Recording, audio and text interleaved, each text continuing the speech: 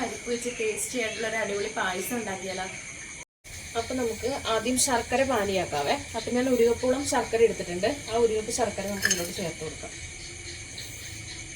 ഇത് പാനിയാക്കാൻ ആവശ്യമായ വെള്ളം ഒഴിച്ചു കൊടുക്കാം. ഇത് 1 കപ്പ് വെള്ളമുണ്ട് കേട്ടോ. 1 കപ്പ് വെള്ളം ഞാൻ ചേർക്കുന്നില്ല, ഒരു 3/4 കപ്പോളം ചേർക്കുന്നുള്ളേ. ഇനി ഇതൊന്ന് പാനിയാകട്ടെ. ഇത് പാനിയാക്കി അരിച്ചെടുക്കണം കേട്ടോ, എങ്കിൽ ഇതിൽ അഴുക്കൊക്കെ പോകുന്നുള്ളൂ. അപ്പം നമ്മുടെ ശർക്കര പാനിയുടെ ഏകദേശം റെഡി ആയിട്ടുണ്ട് കേട്ടോ. ഇത് ചീവി ചേർത്തുകൊണ്ട് പെട്ടെന്ന് മെൽറ്റായിട്ട് വരുവേ. കട്ടയായിട്ട് ഇങ്ങനെ കുറച്ച് താമസം വരുന്നേ ഉള്ളൂ. അപ്പം നമുക്കിത് പാനി ഒരു ഇതിലോട്ട് അരിച്ചെടുക്കാം.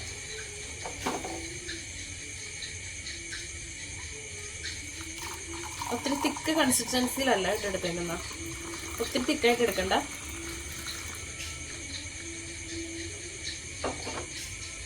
ഇനി നമുക്ക് ഇതിനാവശ്യമായ പരിപ്പൊന്ന് ജസ്റ്റ് ഒന്ന് ഫ്രൈ ചെയ്തെടുക്കാവേ. ഉരുളി വെച്ചിട്ടുണ്ട്. ഇനി നമുക്ക് ഇതിലോട്ട് നമ്മുടെ പരിപ്പ് പായസത്തിൻ്റെ പരിപ്പ് ചേർത്ത് കൊടുക്കാം. ഇത് ജസ്റ്റ് ഇതൊന്ന് ഫ്രൈ ആക്കി എടുക്കാവേ.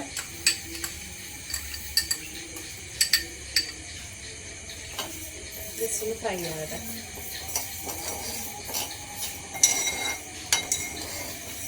അപ്പം നമ്മുടെ പരിപ്പ് ചെറുതായിട്ടൊന്ന് ഫ്രൈ ആയിട്ടുണ്ട് കേട്ടോ. ജസ്റ്റ് ഒന്ന് ചൂട് കയറിയാൽ മതിയേ.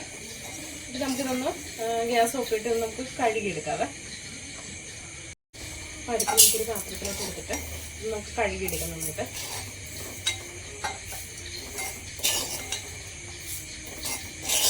അപ്പം നമ്മൾ കഴുകി ക്ലീനാക്കി ഈ പരിപ്പ് നമുക്ക് ചേർത്ത് കൊടുക്കുന്നതിലോട്ട്.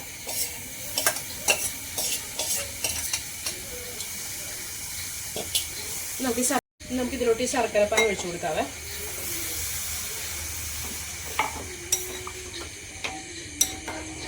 രണ്ടാം പാലും കൂടെ ചേർത്ത് കൊടുക്കാം. ഈ രണ്ടാം പാലിൽ കിടന്ന് വേണം കേട്ടോ ഇത് വേകാനായിട്ട്, പരിപ്പ് വേകാൻ. രണ്ടാം പാലും കൂടി ചേർത്ത് നന്നായിട്ടൊന്ന് മിക്സാക്കി നമുക്കൊന്ന് വേവിച്ചെടുക്കാം. അപ്പോൾ നമ്മുടെ പരിപ്പൊക്കെ നന്നായിട്ട് വെന്തിട്ടുണ്ട് കേട്ടോ. നിങ്ങൾ ഉരുളിയിൽ എന്തെങ്കിലും വെച്ച് വേവിക്കണേ, കുക്കറി വേവിച്ചതിൻ്റെ ഒരു ടേസ്റ്റ് കിട്ടത്തില്ല. ഇനി നമുക്ക് ഇതിലോട്ട് നമ്മുടെ 1-ാം പാല് ചേർത്ത് കൊടുക്കാവേ. നമ്മൾ ആദ്യം 2-ാം പാലാണ് വേവിച്ചത്. നമുക്ക് 1-ാം പാല് ചേർത്ത് കൊടുക്കാം. അത് നന്നായിട്ടൊന്ന് മിക്സ് ചെയ്യാവേ. നമുക്ക് കളർ അധികം ഇല്ലാത്ത ശർക്കരയാണ് കേട്ടോ, മറ്റേ വെള്ള ശർക്കര ഇല്ലാതാണ് കേട്ടോ ചേർത്തേക്കുന്നത്. ഇതൊന്ന് തിളക്കട്ടെ നമുക്ക്. അപ്പം നമ്മുടെ പായസം ഇവിടെ റെഡിയാകുന്ന നേരം കൊണ്ട് നമുക്ക് ഇപ്പുറത്ത് അണ്ടിപ്പരിപ്പും മുന്തിരിയും ബദാമും കൂടി നെയ്യിൽ വറുത്തെടുക്കാവേ. 1 സ്പൂൺ നെയ്യ് നമുക്ക് ഇതിനോട്ട് ചേർത്ത് കൊടുക്കാം.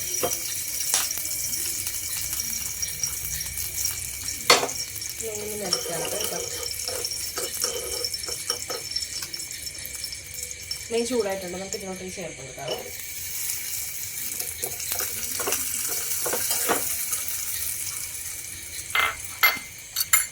നമ്മുടെ നന്നായിട്ടൊന്ന് റോസ്റ്റായി വരുന്നുണ്ട് കേട്ടോ. ഒന്ന് റോസ്റ്റായി വരട്ടെ. ബദാം ചേർക്കണമെന്നില്ല കേട്ടോ, ഞാനിവിടെ ബദാം വന്നുകൊണ്ട് ബദാം ചേർത്താണ്.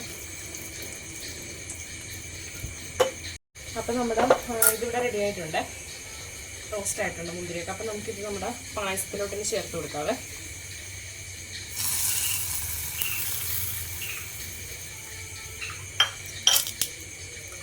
ഇനി ഇതിലോട്ട് നമ്മൾ ചുക്ക് പൊടിച്ചത് ഒരു സ്പൂൺ എടുത്ത് ചുക്ക് പൊടിച്ചത് നമ്മൾ ചേർത്ത് കൊടുക്കാം. പിന്നെ ഒരു 5 ഏലക്ക ചതച്ചെടുത്തത്, പിന്നെ നമ്മുടെ ചെറിയ ജീരകയില്ലേ അതും ചതച്ച് ചേർത്ത് കൊടുക്കാം. നമുക്ക് നന്നായിട്ടൊന്ന് മിക്സ് ആക്കാറുണ്ട്.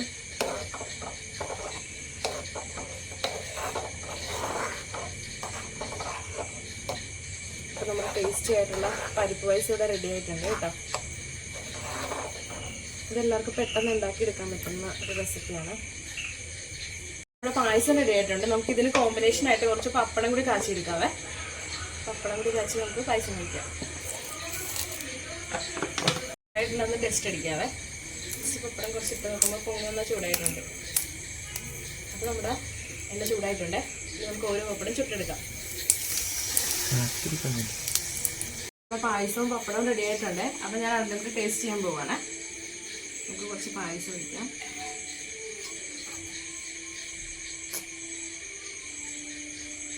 നമുക്കൊരു പപ്പടം കൂടി എടുക്കാവേ.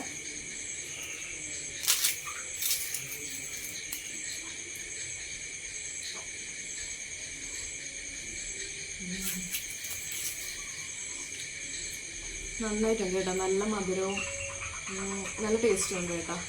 ബദാമിൻ്റെയും അണ്ടിപ്പരിപ്പിൻ്റെയും മുന്തിരിയുടെയും പിന്നെ പപ്പടം കൂടി ആയിട്ട് മിക്സ് ചെയ്തപ്പോൾ ഒരു വെറൈറ്റി ടേസ്റ്റ് ഉണ്ട്. എന്തായാലും നിങ്ങളിത് ഉണ്ടാക്കി നോക്കണം കേട്ടോ, നല്ല സൂപ്പർ റെസിപ്പിയാണ്. അപ്പോൾ വീഡിയോ ഇഷ്ടപ്പെടുകയാണെന്നുണ്ടെങ്കിൽ സബ്സ്ക്രൈബും ലൈക്കും ഷെയറും ചെയ്യണേ.